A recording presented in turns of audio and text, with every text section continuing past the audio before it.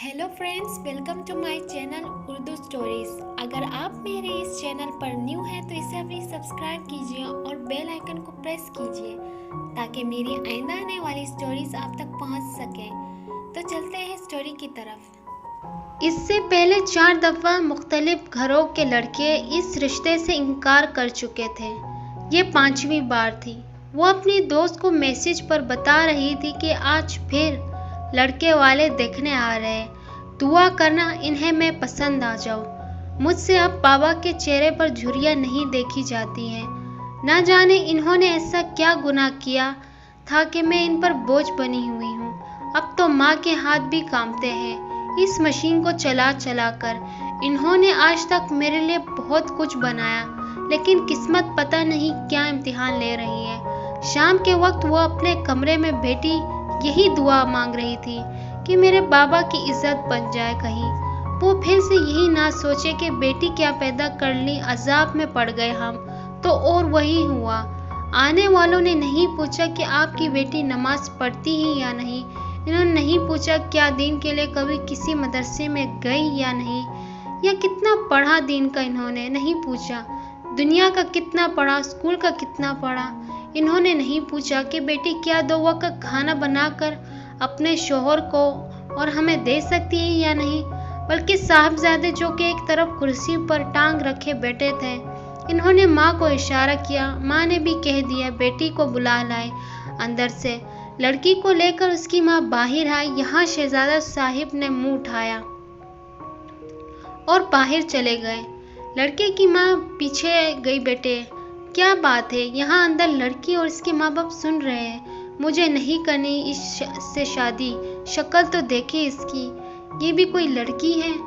लड़के का वालिद मुआज़त करता हुआ वहाँ से उठा और इधर लड़की वहाँ से उठी और भागते हुए अपने कमरे में जाकर दरवाज़ा बंद कर दिया। 3 दिन कमरे के एक कोने में वो घुट घुट कर मरती रही और आखिरकार चौथे दिन गोलियों का एक पैकेट अपने अंदर डालकर वो इस माशरे से खुद को अलग करने के सुकून की नींद तलाश करने चली गई। अब मेरा सवाल है कि क्या इसे उसके हुस्न ने मारा, या उस 5वें शख्स ने मारा, या उन तमाम लोगों ने जो इससे पहले आ चुके थे। मैं बताता हूँ, लानत भेजता हूँ मैं इस माशरे पर जिसने इससे मारा है। लोगों की बेटियों को ऐसे देखते जाते हैं जैसे किसी बाग का व्यापारी जाता है। बाग अच्छा लगा तो ठीक, वरना कोई और ले लूँगा।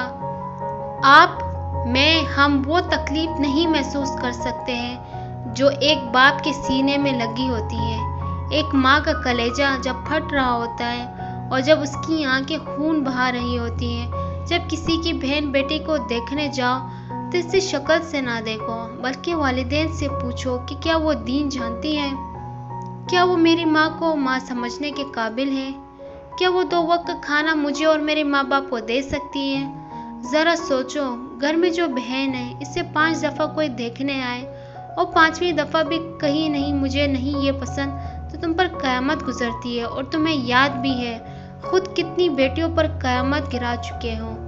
यकीन मानिए, हमें पता भी नहीं होता कि कहीं हमारी वजह से किसी घर में कितना बड़ा फसाद, कितना बड़ा दुख जन्म ले चुका है।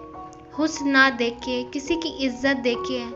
क्या फ़ायदा अगर हुस्न मिले और इज्जत ना हो, बेइज्जत लोग हो, हया ना हो, दीन ना हो। लानत भेजो मैं ऐसे लोगों पर। और क्या ही ज़िंदगी हो कि सादा चेहरा ही क्यों ना हो, दीन हो, इज्जतदार लोग हो, हया हो और दीन हो। ये बेटियां अपनी खुशी से ज़्यादा अपने बाप के दुख में मर रही होती है कि कहीं मेरे वालिद या मेरे वालिदा मुझसे मायूस तो नहीं। लोगों में हया, शर्म और दीन देखो, हुस्न नहीं।